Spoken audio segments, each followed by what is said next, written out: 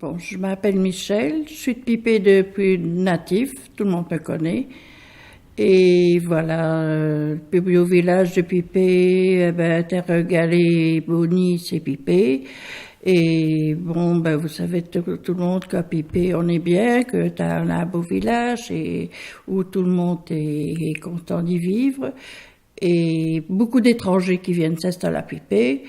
Et bon, ben voilà, au village, voilà, c'est Pipé. Et à Pipé, on appelle Pipé parce que dans le temps, on faisait des pipes. Et c'est un village apparemment très, très calme, très, très serein par rapport aux autres villages, aux alentours. Donc on appelait Pipé le village où on fait des pipes et le village de paix, ce qui a fait Pipé. En fait, Cartouche, c'est le chien de René Moll. Tout le monde le connaît. En fait, son chien était mort. Et une autre personne a ramené un chien à René.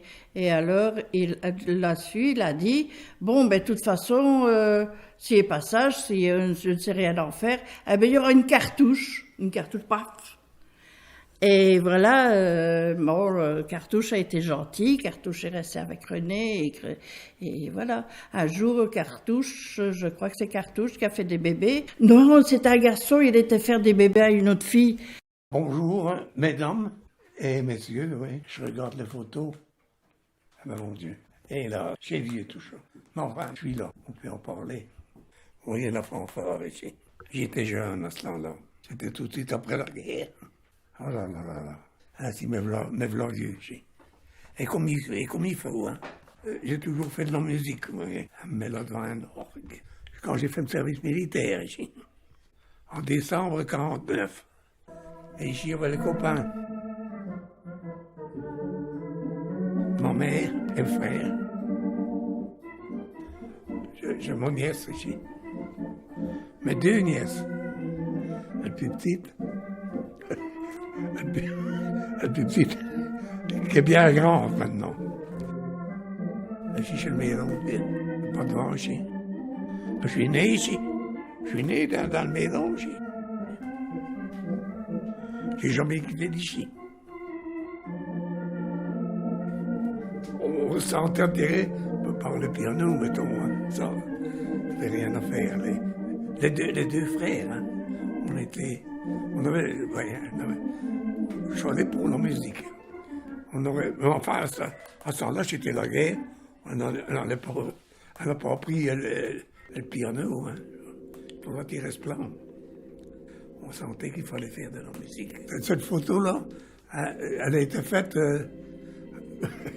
tout de suite après la guerre, avec le Baudet Martin, et le chien, Cartouche, Yvonne, ma mère. Petite Laine, c'était un chien qu'il fallait supprimer. Par après, je n'ai pas voulu. Ça m'a fait du mal de supprimer un chien. Alors, c'est comme ça qu'on l'appelait Petite Laine, un chien extraordinaire. Mais toujours dans le même style que celui qui est là. Ils ont tous fumé la pipe. Parce que je fumais la pipe, moi. Alors, et le chien faisait la même chose. Si. Il y a encore des portraits par là. Avec le chien, qui fume.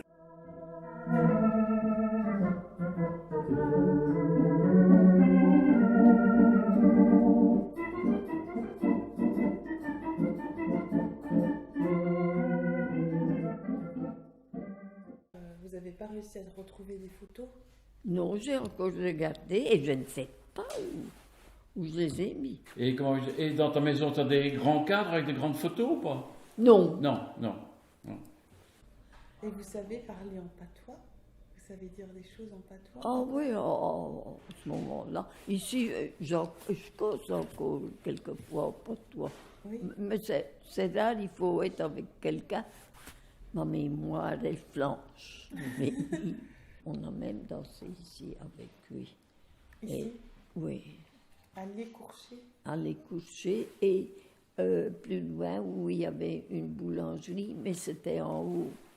Après, on ne l'a plus fait là, on a toujours fait ici. Et il en est plus. J'avais une sœur. Oh, c'était des photos simples hein, à ce moment-là. C'était pas comme des photos maintenant. Hein. C'était simple. D'ailleurs, je me suis mariée en tailleur. Un tailleur gris.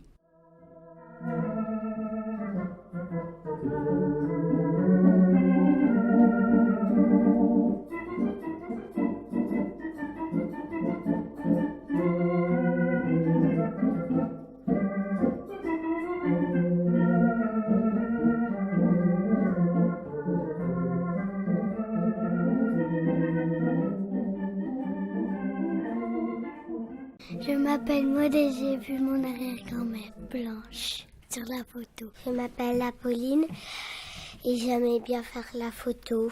Je m'appelle Célestine et j'aimais bien tenir la pancarte. Je m'appelle Édouard et j'aimais bien faire la photo. Je m'appelle Maëva et j'aimais bien faire la photo. J'aimais bien être à l'église avec tous mes copains. Et comment est-ce que tu t'appelles? Victor. Je m'appelle Nolan et j'aimais bien faire la photo avec tout le monde. Je m'appelle Jules et j'aimais bien les madames. Je m'appelle Maureen. Je m'appelle Lynn. Je m'appelle Faustine. Je m'appelle Lucien et j'aimais bien la façon des photos, comment elles étaient faites. Je m'appelle Jeanne et j'aimais bien faire la photo devant l'église. Je m'appelle Éléonore et j'aimais bien voir les photos. Je m'appelle Anthony et j'aimais bien faire les photos. Je m'appelle Nora et j'adorais faire les photos. Je m'appelle Hugo et j'aimais bien dans la rue. Je m'appelle Ernest, j'aimais bien la façon des photos et j'aimais bien tenir la pancarte. Je m'appelle Miranda et j'aimais bien tenir la pancarte. Je m'appelle Emeline et j'aimais bien tenir le panneau. Alors, je m'appelle Madame Cathy et je trouvais l'activité super chouette de remettre au goût du jour d'anciennes photos. Voilà, je m'appelle Willy Mac, je suis un ancien commerçant du village. Et ici, je suis devant la façade de ma première boucherie, donc ça doit être en 53 ou 52, quelque chose comme ça. On m'avait donc imposé ce métier-là parce que moi, je ne pensais pas du tout à être boucher, mais ma mère m'a dit « tu seras boucher, toi ». Les frères y ont fait autre chose. On avait beaucoup de travail, il fallait beaucoup travailler, on faisait beaucoup d'heures. En matière de commerce à Pipé, c'était un excellent village pour le commerce, tout le monde vivait bien, en tant que commerçant, tout le monde vivait bien. Il y avait notamment 3 boulangers, il y avait 5 bouchers, il y avait 2 quincailliers, il y avait des cafés, il y en avait pas mal, il y avait un petit peu de tout. Il y avait maréchal ferrant, il y avait vétérinaire, il y avait tailleur de vêtements, il y avait la poste aussi, il y avait même un puisatier, il y avait des coiffeurs. Alors il y avait à ce temps-là une personne qui visitait les gens pour annoncer le décès. Quand il y avait une personne qui décédait dans le village, cette personne s'appelait Paula. Elle visitait les maisons pour communiquer. Il y avait un cordonnier aussi, il y avait un vélodrome à Pipé, fabrique de carreaux. Il y avait une pannerie, on fabriquait des pannes à Pipé. Il y avait énormément de métiers. Il y avait des sociétés de transport et voyage, il y avait du charbon, il y avait des brasseries naturellement, il y avait garage, il y avait une chorale aussi. Il y avait le tir à la carabine, il y avait le jeu de balle, il y avait la musique, il y avait du théâtre, il y avait un petit peu de tout. Tout le monde vivait bien et beaucoup de convivialité. Moi, j'ai trouvé beaucoup de convivialité à Pipé, j'ai eu des amis. Et je dois entre autres dire un immense merci aux habitants de Pipé de m'avoir assuré mon avenir dans ce métier, que j'aimais bien naturellement. Laoulé, c'était une figure entre autres très communicative dans le village, mais Laoulé était coureur cycliste. Il était coureur cycliste avec certains talents et certaines qualités de coureur. Il n'était pas mauvais du tout, mais à certaines courses, il a quelquefois pris la tangente, c'est-à-dire que le circuit, il le raccourcissait un petit peu. Alors évidemment, ça lui a donné un nom. Ça lui a donné ah, vous avez fait comme Laoulé, ah, vous avez raccourci le chemin et tout. Vous savez, c'était connu comme ça, mais en tout cas, c'était un brave homme et tout.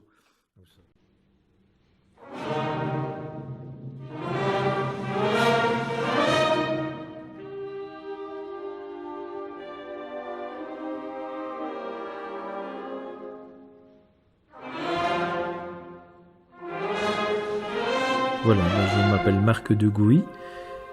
J'ai été pendant 30 ans le président de la fanfare de Pipé.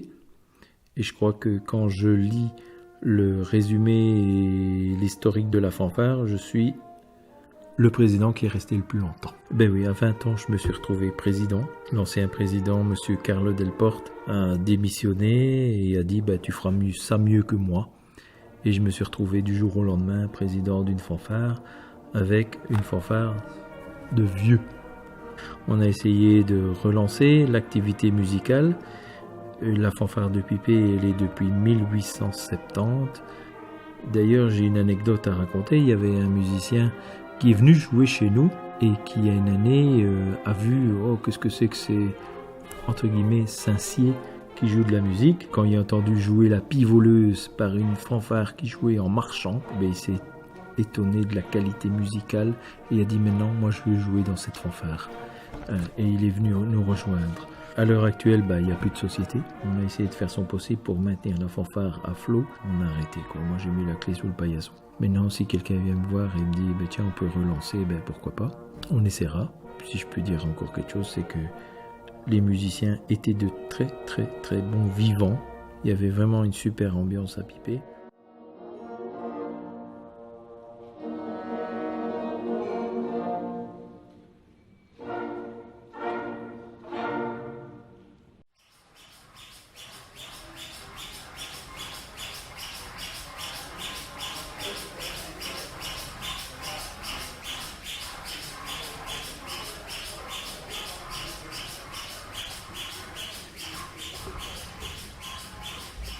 Je me nomme Jean-Louis Ditz, mais je tiens à préciser que ce n'est pas moi qui ai choisi.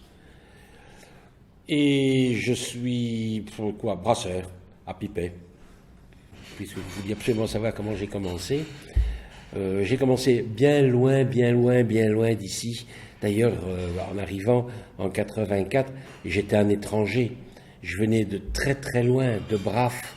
C'est quand même un village à 3 km. Et c'est vrai qu'à pied, c'est long. Et là, je m'amusais beaucoup avec les fermentations d'une façon générale. Le pain, le fromage, la choucroute, le vin, et puis en 80, la bière. Mais tout le monde sortait en se tenant le ventre. Je pense que c'est de la jalousie parce que je faisais de la bière. Ça doit être ça. En 90, on était à 1000 hectos par an. C'est d'ailleurs le double de ce que je fais actuellement. Et puis, une catastrophe est arrivée. Ma femme a été tuée dans la brasserie. Le générateur de vapeur a explosé. Et là, les gens m'ont beaucoup aidé. Ils sont venus ramener toutes les vidanges pendant un mois. Et j'ai claqué à l'époque 1 million de francs belges en vidange. Et c'était extraordinaire en septembre 1990, le nombre de gens qui ont nettoyé leur grenier. On met souvent des vidanges au grenier, leur cave, leur garage, et qui me ramenaient des vidanges. Et chaque fois, on avait pris la décision avec les filles de continuer. Et chaque fois, je leur disais, mais non, on continue, il n'y a pas de problème. Hein. Non, c'est juste pour nettoyer. Bon, c'est comme ça que, en octobre 90, j'étais littéralement à la faillite. Et puis, on a vivoté comme ça jusqu'à ce que Vinciane arrive, une rencontre, bien heureuse d'ailleurs, et d'une passionnée de bière. Pourquoi maintenant? La brasserie est très, très tournée vers l'extérieur, et très très peu dans la région. J'étais tout étonné là, de rencontrer des gens de Pipé qui venaient visiter la brasserie. C'est vrai, c'est tout récent. La brasserie date de 1785 et je l'ai reprise en 1984. Il était quand même temps, avant que je ne claque, que ces braves gens viennent voir. Jean-Louis, alors cette brasserie, c'est la dernière brasserie à vapeur au monde? Et oui, à part la force des choses, c'est devenu la dernière brasserie à vapeur du monde. Le problème de la vapeur, c'est un problème de rentabilité. Or, ici, c'est pas la rentabilité qu'on cherche, c'est l'aspect muséal, le travailler dans un musée vivant. Je volerai un terme au québécois, économusée. C'est-à-dire un musée qui rejoint la vie économique. C'est tout à fait ce qu'on fait ici. Et c'est très très ancien, donc elle est classée évidemment au patrimoine. Vous avez de l'humour. Ah bon? Non, c'est pas faute d'essayer, c'est pas encore classé. Non, je sais pas si j'y arriverai de mon vivant, il paraît que je n'ai pas le caractère pour. Donc je fabrique différentes bières, la saison de Pipé. Et la bise? Et la bise, t'assistes, hein? La bise. La cochonne, la folie, la moinette. Ici, c'est Philippe Bergibaud. Et alors avant, j'habitais à la maison d'au-dessus, et à la maison de mes parents, et là, on a fait une photo. Et maintenant, quand j'étais petit, et maintenant, on a changé de maison, on est revenu ici, au Château de Millebrick. Alors j'ai fait une photo avec la petite, Iliana. On a habité au Château de Millebrick, on ne sait pas pourquoi qu'on a appelé la maison Château Millebrick. C'était un nom qu'on a toujours dit, alors ça restait Château Millebrick. Et c'est bon. Je suis Benoît, je vais vous parler des drèves qui existaient à Pipé. Il y en avait deux qui partaient du château de Guisny. La première, la plus courte, allait du château jusqu'à la limite du village à la rue de Barry. Et la seconde allait du château jusqu'au village, à l'école libre, à la rue du Moulin. Alors ces drèves existaient déjà plutôt au siècle dernier. Elles ont été abattues dans les années 50 et replantées. Et puis elles ont été une nouvelle fois abattues, mais là, pas replantées. L'impact paysager était assez important dans l'esprit des gens, mais on a fini par s'y habituer malgré tout. Je suis l'un des organisateurs du beach volley qui a lieu chaque année à Pipé. En fait, la création du beach volley remonte à 1994. À l'époque, on cherchait pour la Ducasse une activité qui pouvait intéresser les jeunes. Et l'un d'entre nous a lancé l'idée, et si on mettait du sable sur la place? Et puis on s'est dit on pourrait jouer et on pourrait y faire du volley. Et c'est comme ça que l'idée est venue. Nous avons donc repris l'ancien bâtiment qui abritait une salle de fête. Que veut dire les courchets? C'est un mot patois pour dire le tablier. Qu'occupe actuellement les courchets est en fait une ancienne salle de fête du village et qui est en même temps un bistrot. Dans cette salle de fête se déroulaient souvent des représentations théâtrales jouées par une équipe locale, mais en patois. On voulait répondre à une présence continue, permanente dans le village, pour qu'il y ait encore une certaine âme, une certaine vie, parce qu'on se rendait compte que les villages commençaient à perdre un peu de leur âme. Parce qu'on raconte beaucoup de choses, on dit que c'est le village de la paix, mais ça n'a rien, je crois que ça n'a rien à voir avec la paix. On a parlé aussi de pipe de la paix, mais j'en suis pas certain. Ça se trouve peut-être dans le livre. Voilà l'origine du mot pipé. On a trouvé une étymologie déjà au XIIe siècle, puxpe, pays de puits, pays de source. Et en effet, pipé est imbibé d'eau à peu près partout. Bon, on a donné aussi comme explication au mot piper le fait qu'on ait fabriqué des pipes à piper, mais en réalité, on a fabriqué des briques, on a fabriqué des tuiles, et dans la foulée, puisqu'il s'agit du travail de la terre, on a fabriqué aussi des pipes. Voilà, la gare de Pipé était un très beau bâtiment, assez spacieux. Il y avait le logement du chef de gare, il y avait des bâtiments pour réceptionner aussi les marchandises. Malheureusement, après la Seconde Guerre mondiale, elle a été de moins en moins utilisée. Et un jour, la SNCB a supprimé les trains de banlieue qui s'arrêtaient à Pipé, Barry, Avine, etc. Et par conséquent, il n'y avait plus de raison de conserver ce bâtiment. Avec plusieurs wagons et les tout petits trains que l'on appelait des Michelines. C'était très très bien desservi jusqu'à un certain temps, le temps de la rentabilité. Voilà, je m'appelle Willy Fontaine. Alors on a de la chance de vous trouver aujourd'hui parce que vous courez de tous côtés. Nous avons un jardin commun et je m'y occupe notamment des vignes. Dans les différents jardins que j'occupe, que ce soit à l'Archéosite ou à Elzel ou dans les jardins communs de Pipé et de Leuze, j'essaie toujours de transmettre d'un jardin à l'autre les plantes qui n'y sont pas et je fais des échanges de plantes pour avoir une collection de plantes la plus importante possible. Notamment la fameuse cerise de Lignette est installée au jardin leusois. D'autres plantes sont là, je les ai installées pour avoir une abeille très sympa j'installe d'autres plantes aussi pour d'autres insectes qui sont pratiquement inféodés. Voilà, la première photo fait référence à cette charrette publicitaire, qui est une des premières charrettes publicitaires qui a été développée par la brasserie du Buisson.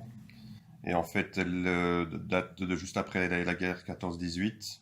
Alors, la photo suivante montre donc les camions de la brasserie devant la façade de la brasserie du Buisson.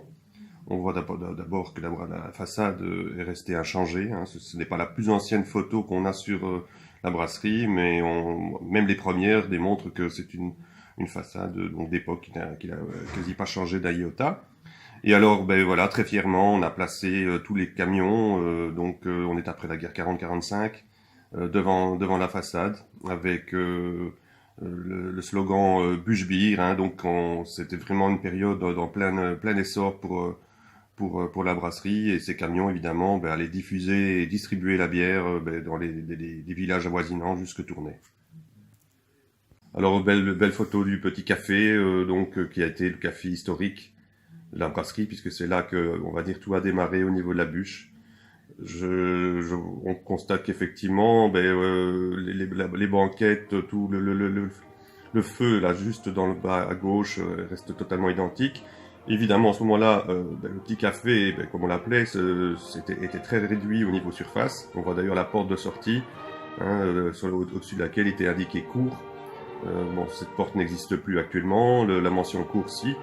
Et alors, voilà, les fresques, les fameuses fresques qui relatent un peu la vie des champs, la vie de la campagne, avec différentes fêtes qui sont illustrées.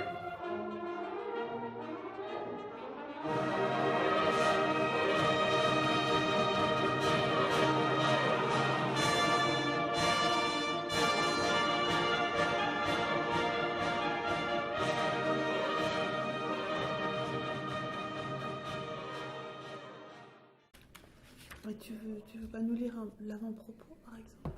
Pour nous, que pour nous? Ça se peut lire un petit peu. Voilà, je vais vous parler un petit peu de Pipé, comme je l'ai connu. Donc Pipé, pays de la paix, ainsi nommé. Les anciens ne s'étaient pas trompés. Des anciens ne s'étaient pas trompés. C'est un village paisible, où la tranquillité n'est troublée que par ses festivités.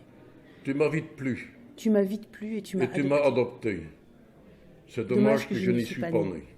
Tes rues et sentiers, je m'y suis promené. Tes champs et bois, je les ai visités. Je m'y suis promené. Quand ma vie s'arrêtera pour l'éternité, et bois, je les ai souvent c'est sur ta terre visités. que je veux rester. Quand ma vie s'arrêtera pour mes l'éternité, cendres y seront déposées. c'est sur ta terre que je veux rester. Tes habitants que j'ai su Car selon ma estimer auront volonté, vite fait de m'oublier. mes cendres y seront déposées. Mais si c'était à recommencer, Tes habitants je que serais là j'ai sans su hésiter. estimer auront vite fait de m'oublier. Mais si c'était à recommencer, je serais là sans hésiter. Voilà. C'est magnifique. Hein. C'est bon. Très bien. Voilà. J'ignorais même Pipé. Je passais souvent avec le train. J'ignorais que ça s'appelait Pipé. Et un beau jour, il y a une annonce dans le journal. On demande un gars champêtre. Et je rentre chez moi, de mon travail. Je dis à ma femme, tu vois ça? Elle dit, ça c'est pour moi. Elle dit, t'es fou toi? Elle dit. Je dis, non, elle dit, ça c'est pour moi. Et j'ai été nommé à l'unanimité, donc 9 voix sur 9. Donc c'est le gouverneur qui nous nomme, hein, nous, ce n'est pas le bourgmestre. Alors j'ai commencé mon métier en civil avec un képi, rien d'autre. Hein. Il fallait le temps qu'on prenne les mesures et faire les costumes et compagnie. Donc ça a pris un certain temps. Puis j'ai eu un grand caban. Ça, tu vois ce que c'est un grand caban? Rien d'autre. Hein. Et tout doucement, on s'est équipé. J'ai commencé à connaître les gens de Pipé et on commençait à me connaître aussi, forcément. Hein, recensement agricole, on faisait de tout. On savait combien il y avait de poules, combien il y avait de cochons, combien il y avait de vaches. On devait tout savoir. Le nombre d'hectares de betteraves, les blés, les prairies, on devait tout connaître. Il y avait plus de vaches que d'habitants à Pipé. Pipé était un village très vivant. Très vivant. Il y avait toujours quelque chose. Je vais vous parler un petit peu du jeu de balle de Pipé. Nous avions décidé de faire une lutte de jeu de balle amicale entre copains. Donc ce sont tous Pipésiens d'un certain âge Et nous nous sommes battus, si je puis m'exprimer ainsi, hein, très amicalement, en finissant chaque partie avec un bon verre de bière pour se désaltérer. Bon, ben, ce que je vous ai dit, ben, moi je m'appelle Jacques Van den Brand, je suis le dernier garde champêtre du village.